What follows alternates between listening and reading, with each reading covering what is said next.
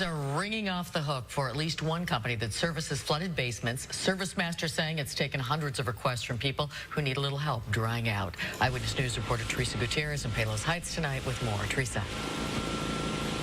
Well, Kathy, ServiceMaster Restore says that 90% of the calls that they've received has to do with water damage because of sub pump failure. Now, they said that, mold can build up immediately within 12 hours, and that's why it's important to take care of the damage immediately.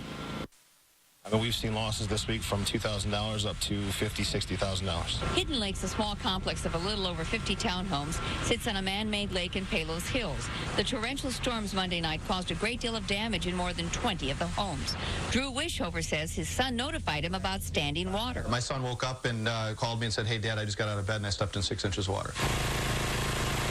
ServiceMaster Restore says their phones have been ringing off the hook since Monday's storms. They have received more than 400 calls from customers in the Chicagoland area complaining of flood damage and have scheduled 100 service calls, including today's call at the Wishover residence. The power went out in the home, the sump pump had failed, and the water from the backyard and from the rains has come up through the sump pump hole and flooded into their basement. The loss that you're seeing today is approximately $10,000. We're hoping the association is going to cover a good part of that, but then it's going to fall upon my own individual insurance to deal with the contents. Workers are busy testing the walls for moisture, tearing up carpeting and baseboards, and punching holes in the drywall to find the most effective way to dry the area. Basically, everything's wet, about 24 inches off the ground. What's going to have to happen is the drywall's going to have to be cut, removed, and the wet insulation removed behind it. Wishover's neighbor, Charles Florama, says his high water alarm went off, and that helped him to prevent water damage in his home. We caught it before it had done any damage.